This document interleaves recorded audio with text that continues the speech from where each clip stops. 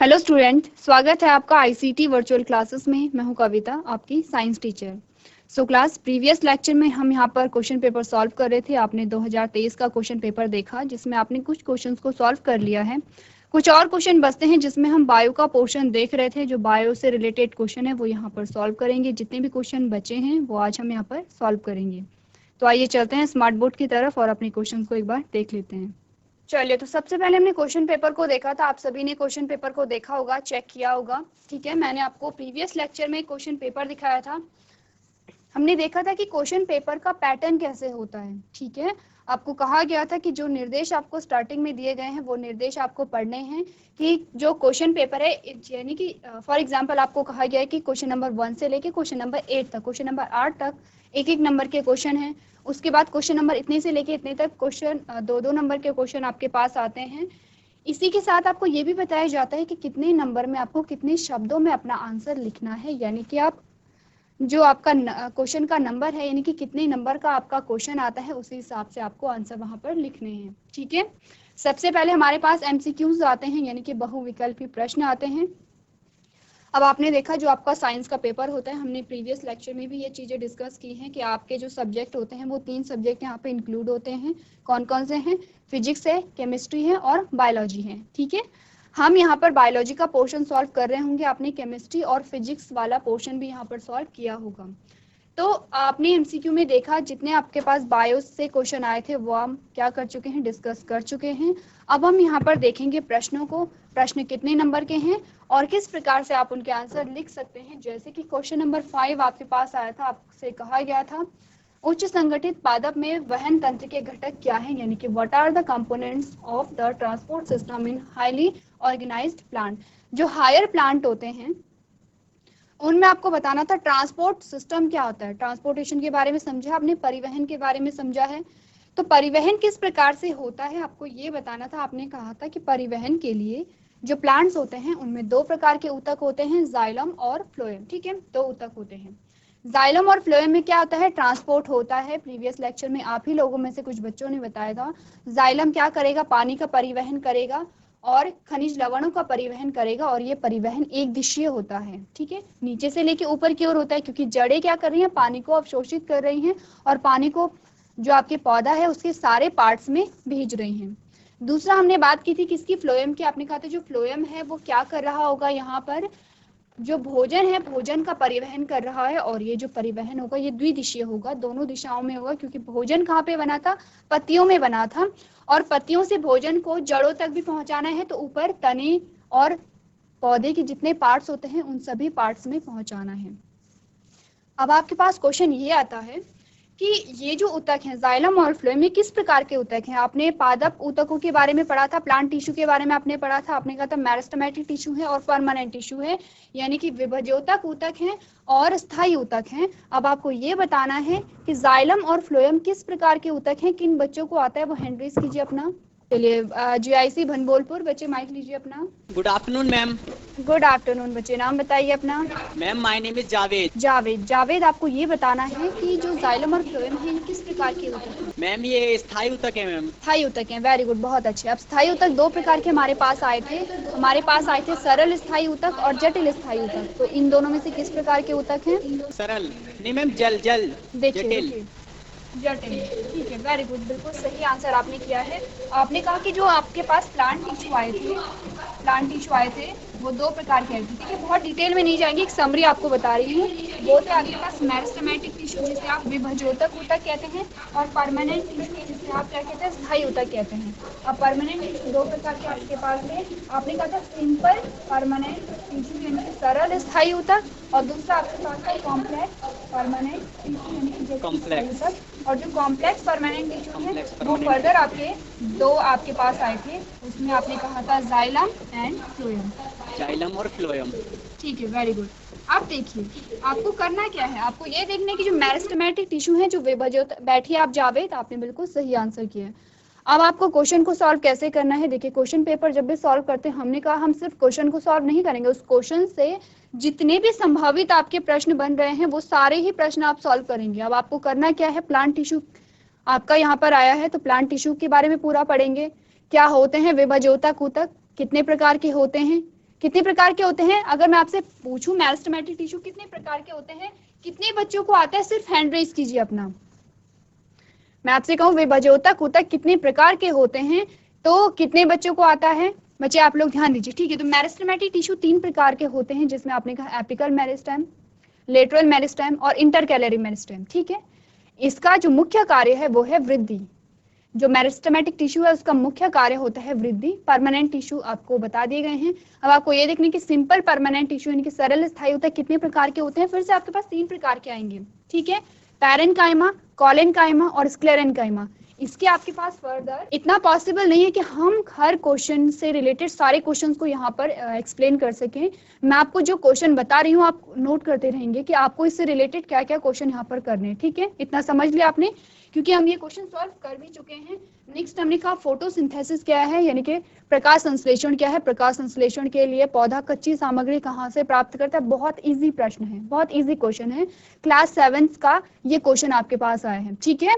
देख रहे हैं आप लोग, क्वेश्चन बहुत ज्यादा टफ नहीं होते हैं। अगर आपने स्टार्टिंग से अच्छे से पढ़ा है तो आप इजीली क्वेश्चन के आंसर दे सकते हैं। आपको अच्छे से पता है प्रकाश संश्लेषण में पौधा अपना भोजन बना रहा है, कहाँ पर? में या पौधे के हरे पार्ट्स में जहां पर कि क्लोरोफिल प्रेजेंट होगा। अब सबसे पहले हमने कहा कच्ची सामग्री क्या है, आपने कहा कार्बन डाइऑक्साइड है, ठीक है, क्लोरोफिल है, आपने कहा यहाँ पर सूर्य का प्रकाश है और जल है। 4 कच्ची सामग्री हैं। कहाँ से प्राप्त करते हैं ये हम पिछले लेक्चर में देख चुके थे। अब आपको करना क्या है, यहाँ पर आपको सबसे पहले से इक्वेशन, जो समीकरण दी जाती है, समीकरण दी जाती है फोटोसिंथेसिस की, इक्वेशन आती है आप लोगों के पास। आपने देखा होगा इक्वेशन आती है आप लोगों के पास, जिसमें आपने कहा कि एंड प्रोडक्ट जो आपका बन रहा है वो क्या था? ग्लूकोज था। ग्लूकोज का सूत्र किसे आता है? किसे पता है ग्लूकोज का फॉर्मूला? हैंड रेज कीजिए अपना, ठीक है, आपको पता है, ठीक है, सारे बच्चों को पता है क्या है? C6H12O6 है। तो आपको इक्वेशन बतानी है, ठीक है। एक समीकरण आपको दी जाती है, वो समीकरण एक तो आपको वो लर्न करनी है, दूसरा आपको जो पत्ती की संरचना है, लीफ का स्ट्रक्चर आपको देखना है, ठीक है। पत्ती की संरचना आपके पास आती है, जानते हैं आप लोग पत्ती की संरचना। आपने कहा कि अब पत्ती की संरचना जब आप देखेंगे तो पत्ती की संरचना में आप ये देखेंगे कि किस किस प्रकार से कि कौन कौन से पार्ट वहां पर शामिल होते हैं पत्ती की संरचना में, ठीक है। हमने जब चैप्टर पढ़ा था लाइव प्रोसेसेस, जब हमने वहां पर पढ़ा था प्रकाश संश्लेषण, वहां पर हमने पत्ती की संरचना पढ़ी थी और देखा था कि पत्ती की संरचना में कौन कौन से सेल होते हैं। अगर आपसे कहा जाए कि जो पत्ती है, पत्ती की कौन सी सेल में फोटोसिंथेसिस होता है, तो आंसर आता है आप लोगों को? किसे पता है कि फोटोसिंथेसिस पत्ती में कहाँ होता है? किसे पता है? ठीक है बच्चे, जावेद माइक लीजिए अपना, जावेद अपना माइक लीजिए। मैम रंध्र में। रंध्र में, माइक को थोड़ा पास रखिए जावेद। मैम हरित लवण। यानी कि आप कह रहे कि क्लोरोफिल में, ठीक है। कोई और बच्चा आंसर करना चाहता है? GIC धौलपुर, बच्चे आप लोगों में से किसी को आंसर करना है? GIC धौलपुर, आपको आवाज आ रही है? Good afternoon ma'am. Good afternoon बच्चे, नाम बताइए अपना। मैम पुष्पा राय। पुष्पा, आपको ये बताना है कि जो फोटोसिंथेसिस हो रही है पत्ती में हो रही है, हम सभी जानते हैं, तो पत्ती के किस भाग में हो रही है? मैम स्टोमेटा में। चलिए, तो मिक्स आंसर हमारे पास आए हैं, बैठिए। देखिए जल्दी से देख लेते हैं, जो ये आपकी लीफ है। अब आपको क्या करना है, आपने माइक्रोस्कोप यूज किया होगा। हम क्या करते हैं, पत्ती को आपने बीच से काटा इस प्रकार से, यहाँ से, और ऊपर से आपने देखा, आपने क्या किया, पत्ती को काटा और आपने देखा कि ये जो पत्ती है, ये पत्ती किन किन चीजों से मिलकर के बनी है। तो आपके पास कुछ स्ट्रक्चर आते हैं। आपने कहा इस प्रकार से ये स्ट्रक्चर आता है। देखिए मैं लिखूंगी नहीं, फटाफट आप लोग लिखते रहिए, मैं बता रही हूँ। ये आपने कहा ये है एपिडर्मिस, और ये इसे क्योंकि ऊपर की साइड है इसीलिए इसे हम अपर एपिडर्मिस कह रहे हैं। इस अपर एपिडर्मिस के ऊपर एक लेयर होती है इस प्रकार से, जिसे हम क्यूटिकल कहते हैं। ये क्यूटिकल है सबसे ऊपर, लिखते रहिए, मैं बोल रही हूँ। जो आपको ये ब्लू कलर में दिखाई दे रहा है ये है क्यूटिकल, नीचे है एपिडर्मिस, ठीक है, हो गया एपिडर्मिस। उसके बाद आपके पास यहाँ पे कुछ मेसोफिल सेल आती हैं, ठीक है। ये क्या आती है आपके पास, कुछ मेसोफिल सेल आती हैं, ठीक है। और लास्ट में फिर आपके पास फिर से क्या आ जाएगा, एपिडर्मिस आ जाएगा, जिसे आप लोअर एपिडर्मिस कहेंगे। और ये लोअर एपिडर्मिस जो है, ये जो लोअर एपिडर्मिस है, इसके नीचे फिर से क्या आ जाएंगे, क्यूटिकल आ जाते हैं, ठीक है। यह है आपकी पत्ती की पूरी संरचना। पत्ती में इतनी सारी चीजें होती हैं, क्यूटिकल है, अपर एपिडर्मिस है, मेसोफिल सेल है, फिर लोअर एपिडर्मिस है, और फिर से क्यूटिकल आ गई है। तो जो यहाँ पर फोटोसिंथेसिस की प्रोसेस होती है वो होगी मेसोफिल सेल में, ये वाली सेल में, ठीक है। तो जब भी आपसे पूछा जाए कि पत्ती में फोटोसिंथेसिस की प्रक्रिया कहाँ पर हो रही है, आप कहेंगे मेसोफिल सेल में। ठीक है, क्योंकि आपने कहा था हर एक लिविंग ऑर्गेनिज्म, चाहे वो प्लांट हो चाहे वो एनिमल हो, वो कोशिका से मिलकर बना है, वो सेल से मिलकर के बना है। ठीक है, अब जो पत्ती है वो भी सेल से मिलकर के बनी है। देख रहे हैं आप कि अलग अलग प्रकार की सेल से मिलकर के बनी है। तो फोटोसिंथेसिस जो सेल में हो रहा है वो है मेसोफिल सेल। ठीक है, नोट कर लिया होगा आप लोगों ने, मेसोफिल सेल में यहाँ पे क्या हो रहा है, फोटोसिंथेसिस हो रहा है। चलिए अब हमारे पास आता है कि जो वृक्काणु है, नेफ्रॉन है, उसकी रचना तथा क्रियाविधि का वर्णन कीजिए। आपको जो यहाँ पर नेफ्रॉन है, ये आपकी नेफ्रॉन की संरचना आती है जो आपको बनानी आनी चाहिए, आपको बनानी है, और इसके क्या क्या कार्य होते हैं चीज हम देख चुके थे। ठीक है, यहाँ तक की बात हम कर चुके थे। हमारे पास जो नया क्वेश्चन आता है वो यहाँ पर है क्वेश्चन नंबर 19, 19वां प्रश्न आपके पास है। आप देख रहे हैं कि हम उन्हीं प्रश्नों को ले रहे हैं जो हमारे बायो के प्रश्न हैं। ठीक है, आप लोग ध्यान दीजिए, 19वां प्रश्न है और 3 नंबर का ये प्रश्न आपके पास आ रहा है, जिसमें आपके पास 2 क्वेश्चन हैं। 2 क्वेश्चन में से आप कोई भी एक क्वेश्चन कर सकते हैं।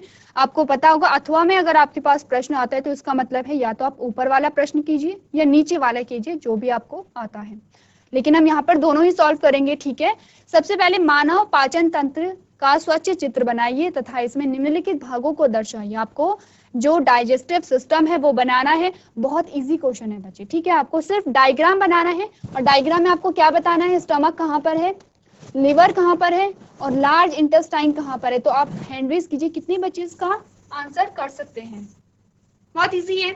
ठीक है, अगर आप एक रफ डायग्राम भी यहाँ पर बना के देखें तो आपने कहा ये है आपकी क्या है, भोजन नली, जिसे आप इसोफिगस कहते हैं। ठीक है, ये आपने बना दिया है स्टमक, ये स्टमक बन गया है। ठीक है, अब ये नीचे की ओर जो जा रही है वो छोटी इंटेस्टाइन, छोटी आंत बनाएगी। तो आप यहाँ पे आपने क्या किया, ये आपने लार्ज इंटेस्टाइन इस प्रकार से बना दी है और ये आपकी छोटी इंटेस्टाइन इस प्रकार से कॉइल होगी। ठीक है, तो ये तो आपका क्या आ गया है, अमाशय आ गया है ये वाला। ठीक है, अब आ गया लीवर। लीवर कहाँ पे बनेगा, तो लीवर को अगर आप बनाएंगे,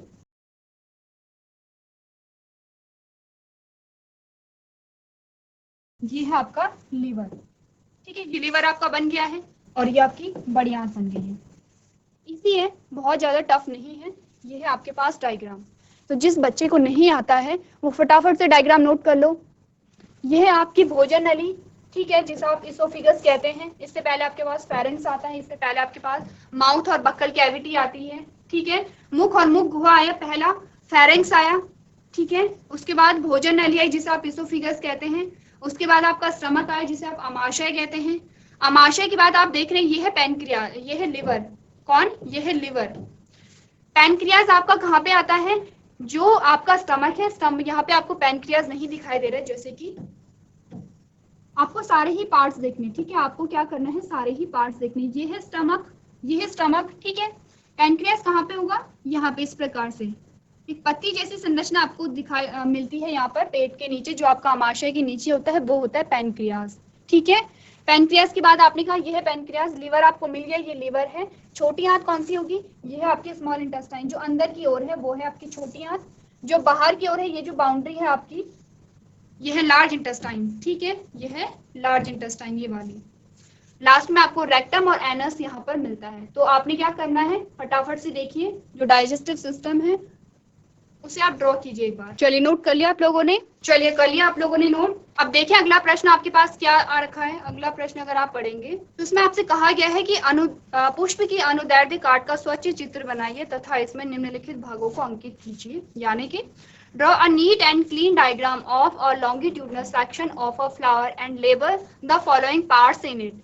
आपको एक फूल का डायग्राम बनाना है, फ्लावर का आपको क्या करना है, डायग्राम बनाना है, और उनमें से आपको कौन कौन से पार्ट यहाँ पर दिखाने हैं। आपने कहा एंथर यानी कि परागकोश आपको दिखाना है, वर्तिकाग्र यानी कि स्टिग्मा आपको दिखानी है, अंडाशय यानी कि ओवरी आपको दिखानी है। ये भी बहुत सिंपल क्वेश्चन है। देखिए, ये जो आप टॉपिक पढ़ रहे हैं, चाहे आप डाइजेस्टिव सिस्टम की बात करें, चाहे आप पुष्प के अनुदैर्ध्य काट के चित्र की बात करें, ये आपने क्लास 7th में भी किया था, सारी चीजें आपने की थी। तो आपको करना क्या, एक फ्लावर, एक फूल का डायग्राम बनाना है इस प्रकार से। ठीक है, और उसके आपको, चलिए तो आपने करना क्या है, देखिए फ्लावर का आपको डायग्राम बनाना है। आपको कौन कौन से पार्ट यहाँ पर दिखाने हैं वो देखिए। सबसे पहले आपको ये पता है कि पार्ट्स ऑफ फ्लावर में आपके मेन जो पार्ट्स आते हैं वो 4 पार्ट्स आते हैं। ठीक है, कौन कौन से वो 4 पार्ट्स आते हैं आपने कहा? सैपल, जिसे आपने बाह्यदल कहा है, ठीक है। दूसरा आपके पास पेटल, जिसे आप दल कहते हैं। तीसरा आपके पास आता है स्टेमेन, जिसे आप क्या कहते हैं यहाँ पर? पुंतंतु कहते हैं, जिसे आप क्या कहते हैं? पुंकेसर कहते हैं, ठीक है, पुंकेसर है। और लास्ट है, और चौथा आपके पास आता है स्त्री केसर, ठीक है। अब आपको करना है क्या? आपने नोट कर लिया, जो आपको डायग्राम बनाना था वो आपने देख लिया, किन बच्चों ने ड्रॉ कर लिया है? देखिए मैं फटाफट से आपको बताती हूँ आपने किया क्या है। सबसे पहले हम अंदर के पार्ट बना लेते हैं, ठीक है। सबसे पहले अंदर के पार्ट्स हमने बनाए, तो ये आपके पास कौन सा पार्ट बना है? एक बार जल्दी से माइक लीजिए अपना, आपको इन पार्ट्स के नाम बताने हैं। जल्दी से लीजिए, माइक लीजिए अपना। कौन लेगा? जावेद, माइक ऑन कीजिए अपना। मैम फीवल पार्ट है ये। आप बच्चे नाम बताइए पहले अपना। मैम नूर। नूर, ठीक है। ये जो मैंने पार्ट बनाई है कौन सा पार्ट है? मैम फीमेल पार्ट है मैम ये। हाँ, इसका नाम क्या है बच्चे? क्या कहते हैं इसे? Ma'am carpel. कारपेल, ठीक है। बैठिए, ठीक है बच्चे बैठिए। GHS धौलपुर, माइक लीजिए अपना। Good afternoon ma'am. Good afternoon, नाम बताइए अपना। मैम आंचल विश्वास। आंचल, ये जो मैंने दूसरा पार्ट बनाया है, ये कौन सा पार्ट है? मैम तंतु। फिर से कहिए, क्या कौन सा पार्ट है? तंतु, पूतंतु। पुंतंतु, ठीक है। और कोई बच्चा जिसे आंसर करना है? मैम नीचे तंतु है मैम, ऊपर परागकोश। ठीक है, आप अपना नाम बताइए। मैम पुष्पा राय। ठीक है, यह है स्त्री केसर। और ये जो पूरा पार्ट आपके पास आता है इसे आप पुंग केसर कहते हैं। Yes ma'am. ठीक है, ये पूरा पुंकेसर है। पुंकेसर के 2 भाग होते हैं। अगर हम पुंकेसर को यहाँ पर बनाएं तो आपने कहा ये ऊपर वाला जो पार्ट है इसे आप क्या कहते हैं? एंथर कहते हैं, मैम परागकोश। जिसे आप परागकोश भी कहते हैं। नीचे वाले को आपने कहा पुंतंतु कहेंगे, जिसे आप क्या कहते हैं? फिलामेंट भी कहते हैं, ठीक है। इतनी बात क्लियर है? फिलामेंट। ठीक है, वेरी गुड। अब स्त्री केसर पे आते हैं। स्त्री केसर के 3 भाग होते हैं। Thank you, ma'am. सबसे ऊपर वाला भाग है स्टिग्मा, ये वाला मैं नंबर 1 करके कह रही हूँ। ये है नंबर 1, जिसे आपने स्टिग्मा या स्त्री केसर कहते हैं। दूसरा भाग ये जो आपको छोटी नलीनुमा संरचना दिखाई दे रही है, जो ये है आपके पास, इसे आप स्टाइल कहते हैं, जिसे आप वर्तिका कहते हैं, ठीक है। और ये जो ऊपर, ये जो नीचे वाला पार्ट है आपको उभार वाला पार्ट, उसे आप ओवरी कहते हैं या अंडाशय कहते हैं, ठीक है। इतनी बात सारे बच्चे जानते हैं? इतनी बात सारे बच्चे जानते हैं, ठीक है। अब ये 2 पार्ट मेन होते हैं आपके, बाकी आपके पैटल्स आते हैं इस प्रकार से। यहाँ पर आपकी ये पैटल आ गई है, जिसे आप दल कहते हैं या पंखुड़ी कहते हैं। और ये जो आपका हरा भाग होता है इसे आप क्या कहते हैं? दल कहते हैं। ये आपके फूल के भाग हैं। मेनली आपसे पूछा जाता है किसके बारे में? यहाँ पर पुंकेसर और स्त्री केसर के बारे में, ठीक है। स्त्री केसर के कितने भाग होते हैं ये आपको बताना है। इसके अलावा आपके पास ये आ सकता है कि जो यहाँ पर निषेचन है, यानी कि फर्टिलाइजेशन है, वो कौन से भाग में हो रही है? पॉलिनेशन किस भाग में हो रहा है? और यहाँ पर एंथर का क्या काम है? एंथर का क्या काम है? एंथर के अंदर क्या होता है, किसे बताएं? एंथर यानी कि परागकोश के अंदर क्या होगा? हैंड रेज कीजिए, किसे पता है? चलिए माइक लीजिए अपना, बताइए मुझे, कहिए बच्चे। Ma'am fertilisation. आपने किस क्वेश्चन का आंसर दिया ये?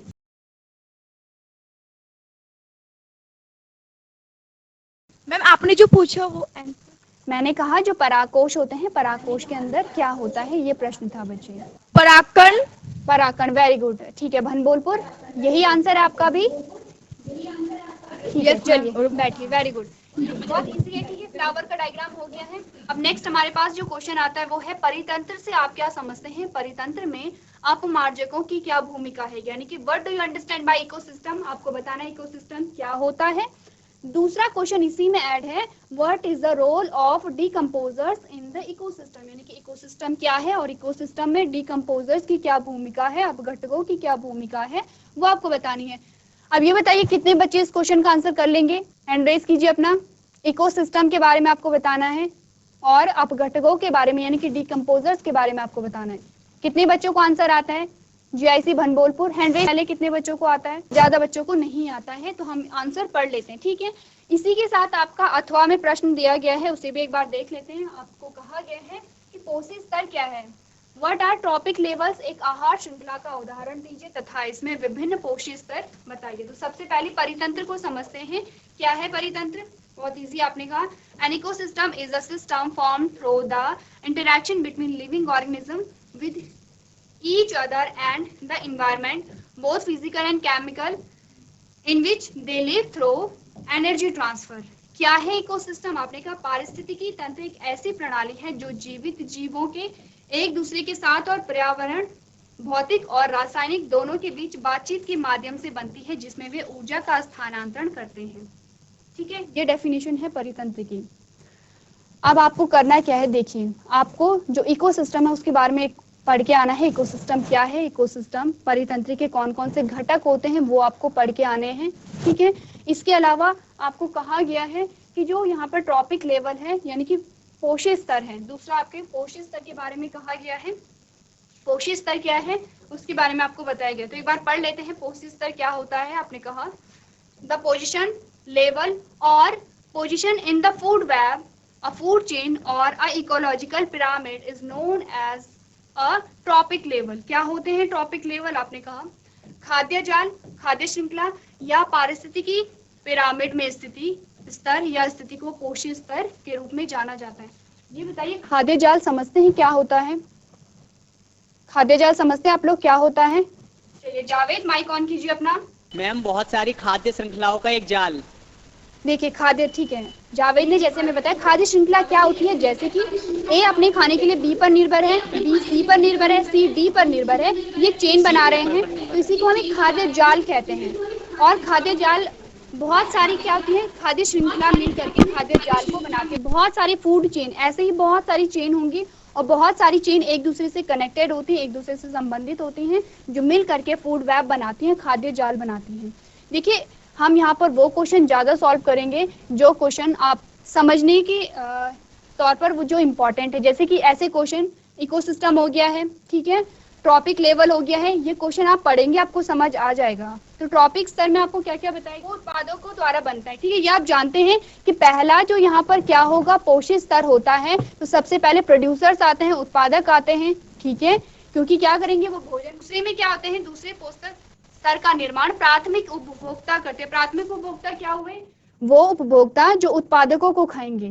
ठीक है, तीसरा कौन बनाएगा, यहाँ पे तृतीय उपभोक्ता करेगा। यानी कि हो क्या रहा है, आपने कहा चतुर्थ पोषक स्तर का निर्माण तृतीय उपभोक्ता करेगा। हो क्या रहा है, जो तृतीय उपभोक्ता है वो द्वितीय उपभोक्ता को खा रहा है, द्वितीय उपभोक्ता प्राथमिक उपभोक्ता को खा रहा है और प्राथमिक उपभोक्ता उत्पादक को खा रहा है। ठीक है, एक चेन बनी यहाँ पर। ठीक है, इतनी बात क्लियर है। अब है खाद्य श्रृंखला का उदाहरण। तो ये आपके पास खाद्य श्रृंखला का उदाहरण आता है। सबसे पहले प्रोड्यूसर्स में आपके पास क्या है, घास आई है, क्योंकि आप जानते हैं कि जितने भी ऑर्गेनिज्म हैं, जितने भी जीव हैं, वो अपने भोजन के लिए प्राथमिक रूप से किस पर निर्भर हैं, पेड़ पौधों पर निर्भर हैं। ठीक है, उसके बाद आपके पास प्राइमरी कंज्यूमर आए, प्राथमिक उपभोक्ता आए। प्राथमिक उपभोक्ता वो थे जो क्या कर रहे थे, ये प्रोड्यूसर्स को खा रहे थे, यानी कि जो घास पर निर्भर थे। ठीक है, फिर आपके पास सेकेंडरी कंज्यूमर आए। सेकेंडरी कंज्यूमर क्या थे, ये है आपके सेकेंडरी कंज्यूमर जो कि क्या कर रहे थे, यानी कि द्वितीय उपभोक्ता जो प्राथमिक उपभोक्ता को खा रहे थे। ये है आपके टर्शरी कंज्यूमर जो कि सेकेंडरी कंज्यूमर को खा रहे हैं, और ये है क्वार्टनरी कंज्यूमर्स जो कि यहाँ पर टर्शरी कंज्यूमर्स को खा रहे हैं। इजी क्वेश्चन है, बहुत ज्यादा डिटेल में नहीं जाएंगे क्योंकि आप घर जाके इसे अच्छे से पढ़ सकते हैं। ठीक है, अगले प्रश्न पे जाते हैं जिसमें आपसे कहा गया है कि मनुष्य के शरीर की उस ग्रंथि का नाम लिखिए जो हार्मोन तथा एंजाइम दोनों स्रावित करती हैं।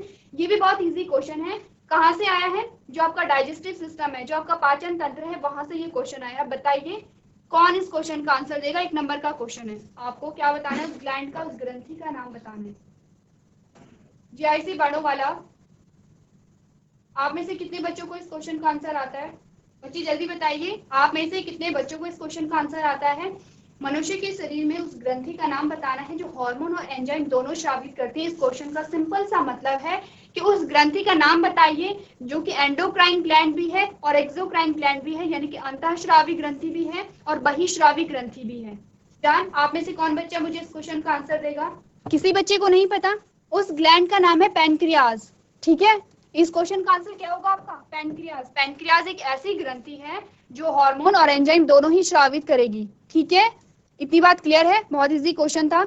दूसरा क्वेश्चन है कि आयोडीन युक्त नमक के उपयोग की सलाह क्यों दी जाती है, यानी कि why is the use of iodised salt advise. ये आप घर पे करेंगे क्योंकि आप बचपन से पढ़ते चले आ रहे हैं कि क्यों हम आयोडीन युक्त नमक का प्रयोग करते हैं। नेक्स्ट क्वेश्चन हमारे पास है 3, इस क्वेश्चन के 4 खंड है और चारों ही क्या है, एक एक नंबर के हैं, यानी कि क्वेश्चन नंबर जो 26 आपके पास आता है वो 4 नंबर का है, 4 अलग अलग खंड में है। आपको क्वेश्चन के अकॉर्डिंग ही क्या करना है, इसका आंसर देना है।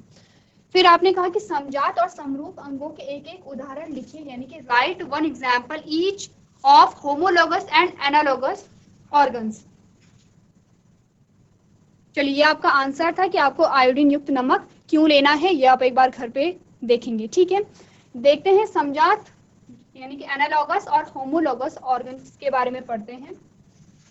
आपने कहा the organs which have similar functions but the different in the anatomical structure are called analogous organs. ठीक है, यानी कि क्या कहा गया है कि वे अंग जिनके कार्य समान होते हैं लेकिन शारीरिक संरचना भिन्न होती है, वो अंग अलग अलग जीवों के वो अंग जो काम तो एक ही जैसे करते हैं लेकिन दिखने में अलग अलग होते हैं। ठीक है, उन्हें आप क्या कहते हैं, समरूप अंग कहते हैं। समरूप का मतलब अनुरूप अंग कहते हैं। ठीक है, अब अनुरूप अंगों के जो उदाहरण आपके पास आते हैं, आपने कहा कीट और पक्षी के पंख। ठीक है, एक कीट है और एक पक्षी है, दोनों के पंख है। दूसरा आपने कहा शार्क के पेक्टोरल पंख और डॉल्फिन के फ्लिपर्स हैं। तो ये आपके पास कुछ एग्जाम्पल आए हैं। ठीक है, अब समजात अंगों के बारे में बात करते हैं। समजात अंग किसे कहते हैं, जिन्हें आपने क्या कहा है, होमोलोगस ऑर्गन्स कहा है। आपने कहा the organs which have the anatomically same structure but different in functions are called homologous organs. ठीक है, अब ये जस्ट अपोजिट होंगे। आपने कहा वे अंग जिनकी संरचना शारीरिक रूप से एक जैसी होती है लेकिन कार्य अलग अलग होते हैं। अब समजात अंग वो होंगे जो दिखने में एक जैसे होते हैं लेकिन कार्य उनके अलग अलग होंगे। ठीक है, कंफ्यूज नहीं करेंगे, आपको ध्यान देना है। आपने कहा अनुरूप अंग वो थे जिसमें जो उनका स्ट्रक्चर था, ठीक है, जो यहाँ पे संरचना थी वो तो अलग अलग थी, दिखने में अलग अलग थे लेकिन काम एक जैसा कर रहे थे। आपने कहा समजात अंग वो थे कि जो यहाँ पर दिखने में एक जैसे थे, आपको लगेगा कि ये एक जैसे ही, इनका काम भी एक जैसा होगा, लेकिन कार्य एक जैसा नहीं था, सिर्फ देखने में एक जैसे थे। जैसे कि आपने कहा तिलचट्टा, मधुमक्खी और तितली के मुंह के अंग हो गए हैं। जैसे कि आपने कहा मनुष्य, व्हेल, चमगादड़, चीता का जो अगला अंग हो गया है। ठीक है, एक बार फिर से जाएंगे और इन क्वेश्चंस के बारे में आप एक बार फिर से पढ़ लेंगे। चलिए, नेक्स्ट क्वेश्चन जो आपके पास यहाँ पर आया था उसमें आपने कहा था, ये वाला जो प्रश्न आपके पास आया है, एक लिंगी तथा उभयलिंगी पुष्प का एक एक उदाहरण लिखे, यानी कि right one example each of unisexual and bisexual flower. सबसे पहले तो एक लिंगी और द्विलिंगी पौधे क्या होते हैं ये आपको पता होना चाहिए। ठीक है, काफी बच्चों को इसका आंसर पता है, वेरी गुड। एक लिंगी पौधा सिंपल सी बात वो है कि जिसमें या तो क्या होगा, स्टेमेन होगा, या तो क्या होगा, कार्पल होगा, यानी कि या तो स्त्री केसर होगी या तो पुंकेसर होगा। ठीक है, उभयलिंगी में क्या होगा, उभयलिंगी में दोनों ही होंगे। यहाँ पर स्त्री केसर भी और पुंकेसर भी दोनों ही प्रेजेंट होते हैं। जैसे कि अभी कुछ देर पहले आपने एक फूल का डायग्राम देखा था, उसमें आपको दोनों ऑर्गन दिखाई दिए थे, तो वो क्या थे, एक उभयलिंगी फ्लावर था। ठीक है, चलिए ये क्वेश्चन भी आप लोग कर सकते हैं। अगला जो प्रश्न आपके पास आया है वो है क्वेश्चन नंबर 27। इसके आपके पास क्या आए हैं, आपके अथवा में भी आपके पास प्रश्न आए हैं, तो क्वेश्चन को पहले समझ लीजिए। क्वेश्चन आपके पास आया है 4 नंबर का क्वेश्चन है, या तो आप इन दोनों को सॉल्व कीजिए या आप इन दोनों को सॉल्व कीजिए। ठीक है, या तो आप ऊपर वाले क ख को सॉल्व कीजिए या नीचे वाले क ख को सॉल्व कीजिए। सबसे पहले ऊपर वाले को देखते हैं। आपने कहा, आपसे पूछा गया है पुनरुत्थ भवन तथा मुकुलन से आप क्या समझते हैं, आपको बताना है कि रीजनरेशन और बर्डिंग क्या होती है। पहला क्वेश्चन आपके पास है। दूसरा आपके पास आया है परागण और निषेचन में अंतर बताइए, यानी कि differentiate between pollination and fertilisation में क्या अंतर होता है, आपको ये बताना है। ठीक है, तो सबसे पहले इन दोनों को कर लेते हैं सॉल्व। इसके अलावा नीचे आपके पास आए एक तंत्रिका कोशिका यानी कि न्यूरॉन की संरचना बनाइए तथा इसके कार्यों का वर्णन कीजिए। आपको एक न्यूरॉन का डायग्राम बनाना है, क्या कार्य होते हैं उसके वो बताना है। और दूसरा है कि मानव में जो लिंग निर्धारण है वो कैसे होता है, जब फर्टिलाइजेशन हुआ उसके बाद लिंग निर्धारण कैसे हुआ ये आपको बताना है। सबसे पहले ये बताइए कि आप रीजनरेशन और बडिंग क्या होता है दोनों की डेफिनेशन आप लोग लिख लेंगे। कितने बच्चे लिख लेंगे, हैंड रेज कीजिए। पुनरुद्ध भवन और मुकुलन आपको बताना है, कितने बच्चे लिख लेंगे? किसी को नहीं आता? चलिए एक बार जल्दी से डिस्कस कर लेते हैं क्या क्या चीजें होती है। पुनरुद्ध भवन का मतलब होता है कि जो चीजें हैं, जो खोए हुए अंग हैं, उनमें फिर से वृद्धि हुई और फिर से उन्होंने खोए हुए अंगों को प्राप्त कर लिया है। जैसे कि आप किसमें देखते हैं, प्लेनेरिया में आपने एग्जाम्पल देखा था, ठीक है। आपने क्या कहा था, ये आपके पास प्लेनेरिया इस प्रकार से आया था, ठीक है। अब हुआ क्या कि ये बीच से टूट गया, जिसे आपने क्या कहा कि फ्रेगमेंटेशन हो गया, विखंडन हो गया। विखंडन हुआ तो ये सर वाला जो पोर्शन था ये इस प्रकार से अलग हो गया और ये जो टेल वाला पोर्शन था ये अलग हो गया है, अलग अलग हो गया है। अब इसमें पुनरुद्ध भवन होगा। पुनरुद्ध भवन कैसे हुआ, ये जो सर था इसमें टेल वाले पोर्शन का निर्माण हो गया और ये जो टेल थी इस प्रकार से, ये जो टेल आपको दिखाई दे रही है इसमें सर वाले पोर्शन का निर्माण हो गया है, ठीक है, इस प्रकार से। इसी को आपने क्या कहा, पुनरुद्ध भवन का। यही पुनरुद्ध भवन आपके पास, यानी कि एक बार क्या हुआ, विखंडन हुआ। ये सारे एग्जाम्पल किसके आए हैं, पुनरुद्ध भवन कहिए या विखंडन कहिए या अलैंगिक जनन के प्रकार आपके पास आए हैं। समझ आ रहा है आपको? जीआईसी भनबोलपुर समझ आ रहा है आप लोगों को? माइक ऑन कीजिए एक बार अपना। छिपकली भी हो सकती है ना, छिपकली की जावेद पूंछ क्या कहा मैम। आपने? मैम इसमें एग्जाम्पल के तौर पे छिपकली की पूंछ भी हो सकती है मैम ऐसे। बिल्कुल बिल्कुल, छिपकली की पूंछ भी हो सकती है, बिल्कुल सही कहा आपने। कॉन्सेप्ट समझना है, ये बहुत अच्छी बात है। तो जावेद आपको समझ आ रहा है? जो भी चीजें हम देखिए, जो मोस्ट इंपॉर्टेंट क्वेश्चन है वो हम यहाँ जी। पर सॉल्व करेंगे। जो आप खुद कर सकते हैं वो मैं आपको होमवर्क में दे रही हूँ, ठीक है, उनमें हम ज्यादा टाइम नहीं मैम। लगाएंगे। तो अभी तक आपको समझ आया जो भी चीजें हम डिस्कस कर रहे हैं? जी मैम, क्लियर। ठीक है, वेरी गुड। जीएचएसएस धौलपुर आपको समझ आ रहा है बच्चे? अगर किसी बच्चे को समझ नहीं आ रहा है तो वो क्वेश्चन कर सकता है। पुनरुद्ध भवन हो गया है। अब आते हैं इस पे, बर्डिंग पे, ठीक है, मुकुलन पे आते हैं। हाइड्रा का एग्जाम्पल आप लोग लेते हैं हर बार। ये भी क्या है, एक प्रकार का अलैंगिक जनन है। आपने कहा ये आपके पास हाइड्रा है, इस प्रकार से ये हाइड्रा है, ठीक है, ये हाइड्रा है। अब इस हाइड्रा में क्या हुआ, यहाँ पर एक उभार सा बन जाता है, उभार सा बन जाता है और ये उभार जो बनेगा अब ये हाइड्रा का रूप लेने लगेगा इस प्रकार से, ठीक है। और अब क्या होगा, ये जो हाइड्रा है ये यहाँ से अलग हो गया, अलग होकर के ये तो क्या था, पेरेंट हाइड्रा था। डायग्राम बहुत अच्छा नहीं है, आपको सिर्फ ध्यान देना है कि आप पढ़ क्या रहे हैं। और एक यहाँ पे छोटा सा हाइड्रा आपके पास फिर से बन जाता है। ये आपका है मुकुलन, यानी कि बर्डिंग, बर्ड हो रही है। आपने देखिए आप क्या करते हैं, आपने देखा होगा जो कली निकल रही है वो भी उसी भी आप बर्ड कहते हैं। तो ये था हाइड्रा, ठीक है, ये है पेरेंट हाइड्रा यानी कि जनक हाइड्रा। इस जनक हाइड्रा में एक छोटा सा उभारा है जिसे आप कहते हैं बर्ड। अब ये बर्ड क्या होगा, इसी जो पेरेंट है, जो जनक है, उसी के जैसे बनने लगेगा और जब पूरा बन जाएगा तो उस पेरेंट से अलग होकर के एक अलग हाइड्रा बना लेगा, यानी कि आपके पास दो हाइड्रा बन गए हैं। इसे आप क्या कहते हैं, मुकुलन कहते हैं। सिंपल सी बात है। ये है आपके पास रीजनरेशन क्या होती है और बर्डिंग क्या होती है, ये आपके पास डिफरेंस आया है। अब बात कर लेते हैं कि यहाँ पर फर्टिलाइजेशन और पॉलिनेशन में क्या डिफरेंस है। कौन बच्चे मुझे बताएंगे, जल्दी से हैंड रेज कीजिए अपने, जल्दी से बताइए कि पॉलिनेशन और फर्टिलाइजेशन में क्या डिफरेंस है। जिस बच्चे को आंसर करना है वो अपने हैंड रेज कीजिए। जीएचएसएस धौलपुर बच्चे, आप लोगों में से किसे आंसर करना है? ठीक है, जावेद बच्चे अपना माइक ऑन कीजिए। मैम परागकण का अवक्तिक अग्र पर जाना मैम परागण कहलाता है और मेल नर युग्मक का मादा युग्मक से मिलना निषेचन कहलाता है। वेरी गुड, बिल्कुल करेक्ट आंसर आपने कहा।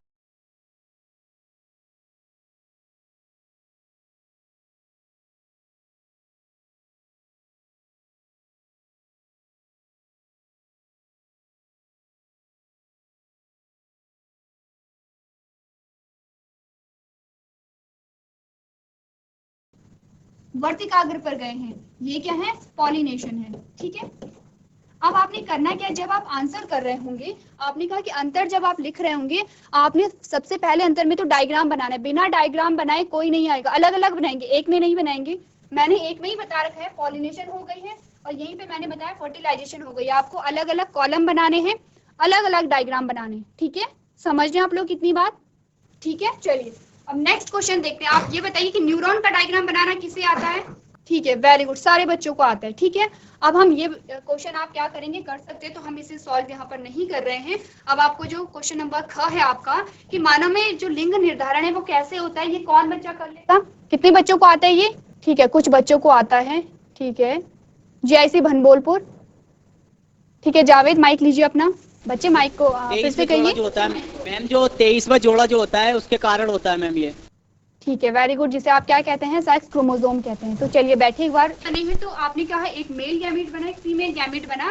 फीमेल को हम इस प्रकार से रिप्रेजेंट करते हैं और मेल को हम इस प्रकार से रिप्रेजेंट करते हैं। अब आपसे पूछा जाता है कि यहाँ पर जो बच्चे का लिंग निर्धारण हो रहा है इसके लिए कौन रिस्पॉन्सिबल है, मेल या फीमेल?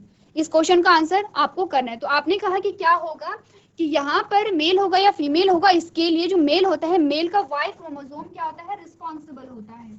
ठीक है, वाई क्रोमोसोम यहाँ पर रिस्पॉन्सिबल होगा। कैसे रिस्पॉन्सिबल होगा? आपने कहा क्योंकि जो फीमेल है उसके पास एक्स ही क्रोमोसोम होते हैं, चाहे मेल हो या फीमेल हो।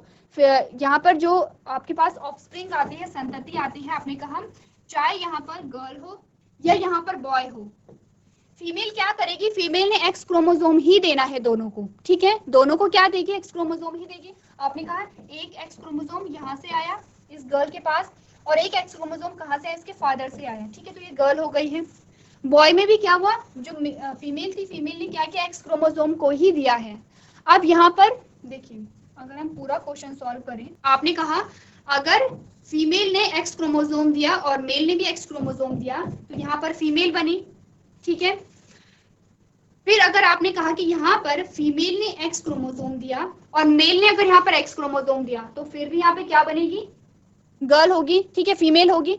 लेकिन अगर मेल से यहाँ पर वाई क्रोमोसोम आता है तो क्या होगा, यहाँ पर मेल का फॉर्मेशन होगा। तो आप क्या समझे, आप ये समझे कि जो लिंग का निर्धारण हो रहा है वो मेल के वाई क्रोमोसोम पर निर्भर करता है, मेल पर भी नहीं करेगा, मेल के वाई क्रोमोसोम पर निर्भर करेगा। क्योंकि ये तो देखिए, आपने जब जेनेटिक पढ़ी थी तो आपने क्या बात की थी, यहाँ पर आपने कहा था कि ये जो गैमीट बन रहे हैं, गैमीट कैसे बनेंगे, यहाँ गैमीट कौन कौन से बनेंगे, यहाँ पे आपने कहा एक गैमीट ये बना, एक गैमीट ये बना, एक गैमीट ये बना और एक गैमीट, 4 गैमीट बने हैं यहाँ पर, 2 मेल और 2 फीमेल। अब ये देखिए, ये तो चारों गैमीट है, ये स्वतंत्र हैं कि किस गैमीट को किसके साथ फ्यूज होना है। ठीक है, ये नेचुरल प्रोसेस है, तो हम कह सकते हैं कि ये नेचुरल प्रोसेस है, इसमें किसी का भी हाथ नहीं होता है, मेल और फीमेल का। लेकिन अगर हम जेनेटिकली कहें तो आपने कहा कि जो मेल के वाई क्रोमोसोम होते हैं वो रिस्पॉन्सिबल होते हैं यहाँ पर लिंग के निर्धारण के लिए। ठीक है, इतनी बात क्लियर है सबको? चलिए, आपके पास इमेज आती है जिसमें आप देखते हैं कि पॉलिनेशन क्या है और यहाँ पर फर्टिलाइजेशन क्या है। ठीक है, ये इमेज है, इस इमेज में आपको पॉलिनेशन भी दिखा रखा है और फर्टिलाइजेशन भी दिखा रखा है। ठीक, ये आपके पास आता है न्यूरॉन का डायग्राम, आप सभी बच्चों को आता है इसका डायग्राम, तो एक बार देख लीजिए, आप लोग घर में भी ड्रॉ कर लीजिएगा जिन बच्चों को नहीं आता। लास्ट जो आपके पास आता है क्वेश्चन नंबर 30, उसमें आपसे पूछा गया है वायुमंडल में ओजोन परत का क्या महत्व है, ओजोन परत के अपक्षय से के लिए कौन कौन से पदार्थ उत्तरदायी हैं। इजी क्वेश्चन है, आप लोग खुद करेंगे। इसका जो ख आपके पास खंड आया उसमें आपसे कहा गया है पर्यावरण मित्र बनने के लिए आप अपनी आदतों में कौन सी आदत में परिवर्तन ला सकते हैं। तो दोनों क्वेश्चन आपके लिए क्या है, होमवर्क में है। ठीक है, क्योंकि थ्योरेटिकल क्वेश्चन है, ऐसा कुछ नहीं है कि आपको समझ नहीं आएगा, आप एक बार पढ़ेंगे आपको ये समझ आ जाएगा। ठीक है, ये था आपका 2023 का क्वेश्चन पेपर जिसमें आपने देखे कि बायो के पोर्शन से कौन कौन से क्वेश्चन आपके पास आए हैं। ठीक है, चलिए, तो आपने यहाँ पर 2023 का क्वेश्चन पेपर सॉल्व किया है, आपने देखा क्वेश्चन बहुत इजी आपके पास आए हैं। ठीक है, मैंने कहा बहुत सारे ऐसे क्वेश्चन आपके पास आए हैं जो अब क्लास 7 से पढ़ करके यहाँ पर आ चुके हैं। तो आपके पास क्वेश्चन ऐसे ही आते हैं, बस आपको देखना है कि किस टॉपिक से ज्यादा क्वेश्चन आपके पास आ रहे हैं और क्वेश्चन पेपर को आप ऐसे ही सॉल्व करते रहेंगे। तो आज के सेशन में हम इतना ही करेंगे। अभी तक क्लास में बने रहने के लिए आपका धन्यवाद।